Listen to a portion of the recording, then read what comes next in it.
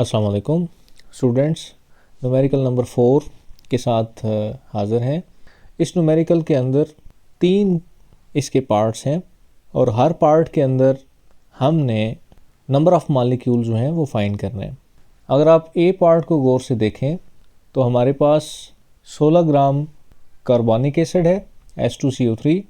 B part के अंदर 20 ग्राम nitric acid और सी पार्ट के अंदर 30 ग्राम ग्लूकोज C6H12O6। हर पार्ट के अंदर हमने जो अमाउंट हमें दी गई है, जितने ग्राम हमें कंपाउंड के दिए गए हैं, उन ग्राम्स के अंदर उन्हीं के नंबर ऑफ़ मॉलिक्यूल्स फाइंड करने हैं। तो सबसे पहले हम ए पार्ट डिस्कस करते हैं। तो यहाँ पे हम डाटा लिख लेते हैं। जो गिवन डाटा है उसमें हमारे पास mass of carbonic acid H2CO3 ये हमारे पास बराबर है 16 ग्राम। हमें नंबर ऑफ़ मॉलिक्यूल्स फाइंड करने हैं। जैसे कि आप जानते हैं, इनसे पहले जो एग्जांपल्स हम सॉल्व कर चुके हैं और इसी तरह न्यूमेरिकल्स, तो नंबर ऑफ़ मॉलिक्यूल्स फाइंड करने के लिए हमारे पास नंबर ऑफ़ मोल्स होने चाहिए।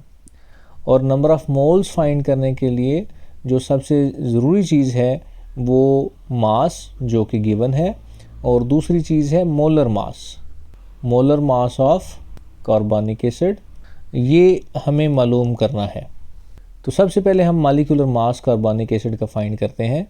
Molecular mass of carbonic acid will be equal to, अब कार्बोनिक एसिड का अगर आप फार्मूला देखें तो इसमें 2 हाइड्रोजन के एटम हैं, तो 2 multiply atomic mass of hydrogen plus carbon का एक एटम है तो 1 multiply atomic mass of carbon plus oxygen के 3 एटम हैं, 3 multiply atomic mass of oxygen. तो यहाँ पर हम इस जगह पे सबसे पहले हाइड्रोजन का एटॉमिक मास लिखते हैं, उसके बाद सेकंड ब्रैकेट के अंदर कार्बन का एटॉमिक मास और तीसरी जगह पे ऑक्सीजन का एटॉमिक मास जो कि 16 होता है वो लिखते हैं। इसको सॉल्व करते हैं जी। 2 1s are 2, 12 1s are 12 plus 16 3s are 48। इनको एडअप करें तो 48 10 2 50, 50 and 10 60 and 62। 62 atomic mass unit हमारे पास मॉलिक्यूलर मास आ जाएगा कार्बोनिक एसिड का।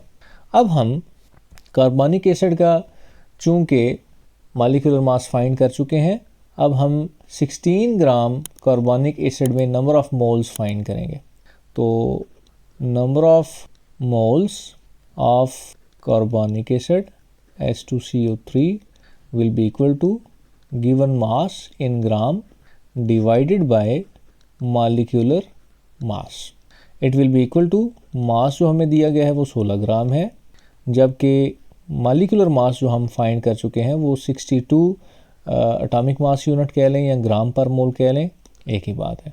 इसको सॉल्व करने के लिए कैलकुलेटर यूज़ करते हैं।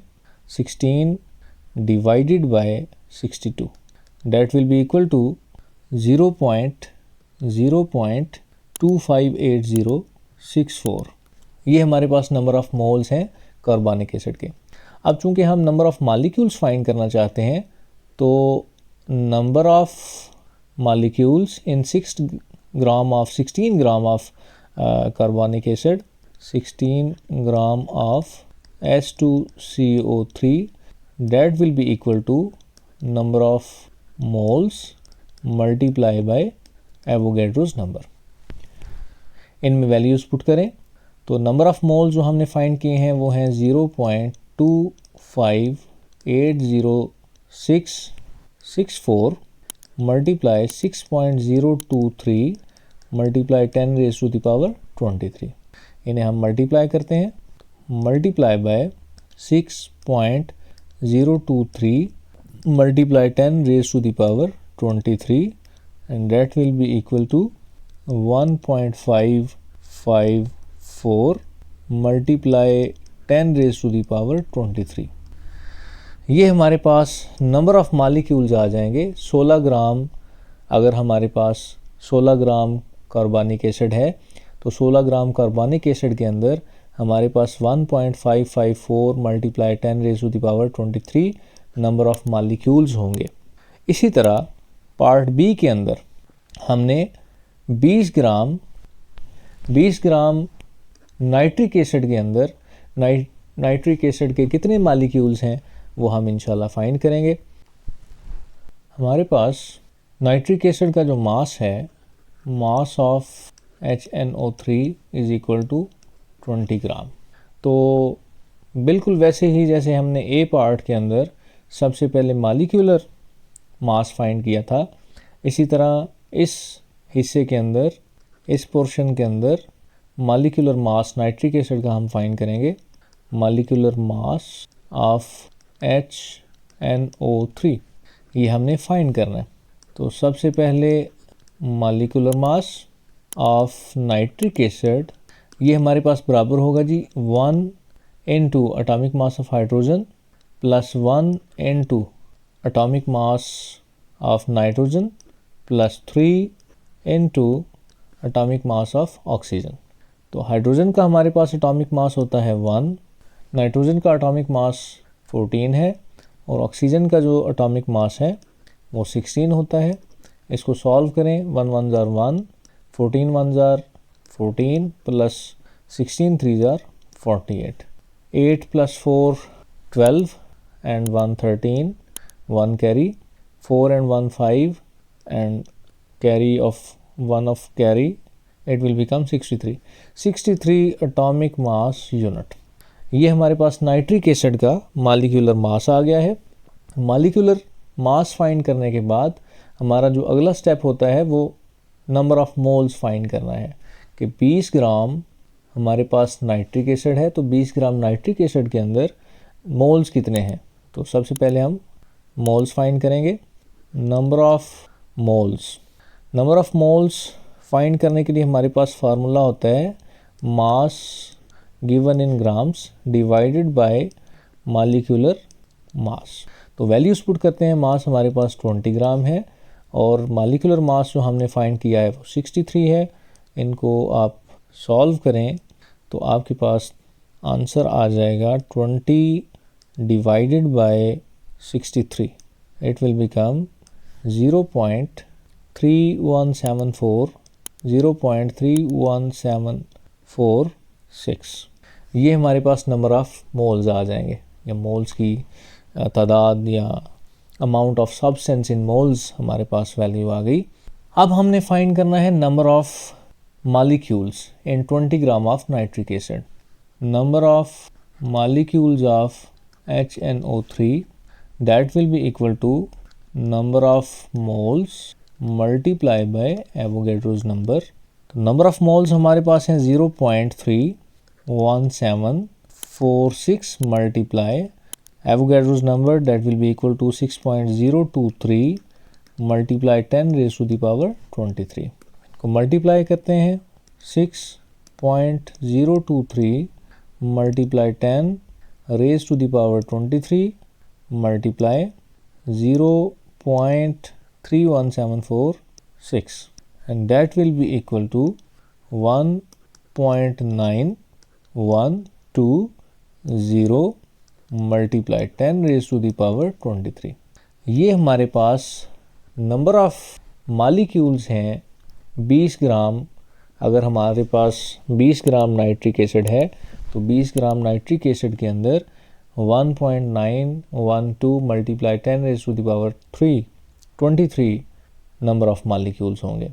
इसी तरह सी पार्ट के अंदर हमने बिल्कुल इसी तरह नंबर ऑफ मॉलिक्यूल्स फाइंड करने हैं। हमें सी पार्ट के अंदर ग्लूकोज का जो मास दिया गया है, मास ऑफ ग्लूकोज C6H12O6, वो हमारे पास 30 ग्राम है। तो सबसे पहले हम ग्लूकोज का मॉलिक्यूलर मास फाइंड करेंगे। मॉलिक्यूलर मास ऑफ C6H12O6 ये हमने फाइंड करना है। तो इसी स्टेप से शुरू करते हैं। इस फार्मूले को अगर आप गौर से देखें तो ग्लूकोज के फार्मूले में सबसे पहले कार्बन के 6 एटम्स हैं, तो 6 multiply atomic mass of carbon that is 12 plus 12 atoms of hydrogen, तो हाइड्रोजन का atomic mass plus 6 atoms of oxygen, तो 6 multiply by atomic mass of oxygen that is 16। इसको सॉल्व करते हैं तो 12 6 are 72 plus 12 1 are 12 plus 16 6 are 96 और इनको add करें।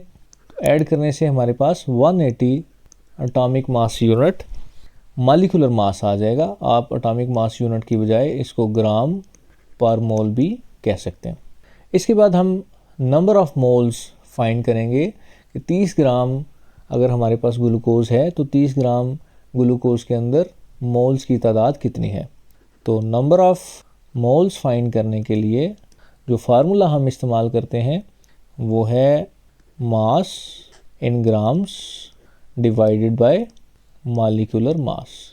इनमें वैल्यूज़ पुट करें तो मास हमारे पास 30 ग्राम और मॉलिक्यूलर मास हमारे पास जो आया है वो 180 ग्राम पर मोल है। तो इसको सॉल्व करें। 30 divided by 180 it will be equal to 0.16667 approximately. इसके बाद जब हमारे पास नंबर ऑफ़ मोल्स आ गए हैं तो नंबर ऑफ़ मोल्स फाइंड करने के बाद हम नंबर ऑफ़ मॉलिक्यूल्स फाइंड करते हैं। Number of molecules in 30 gram of glucose, number of molecules of glucose C6H12O6 in 30 gram of glucose, that will be equal to number of moles multiply Avogadro's number। Number of moles हमारे पास हैं 0.16667 multiply Avogadro's number की value है 6.023 multiply 10 raise to the power 23। इसको multiply करें। Number of moles की value पहले से कैलकुलेटर में मौजूद है, इसको मल्टीप्लाई करें 6.023 multiply 10 raise to the power 23 and that will be equal to 1.003833 multiply 10 raise to the power 23। इस तरह से हमारे पास 30 ग्राम ग्लूकोज के अंदर ग्लूकोज के मॉलिक्यूल्स की टोटल जो तादाद है वो आ जाएगी। इंशाल्लाह नेक्स्ट वीडियो के अंदर अगले न्यूमेरिकल के साथ हाज़िर होंगे और मैं उम्मीद करता हूँ इस न्यूमेरिकल की आप ज़रूर प्रैक्टिस करेंगे।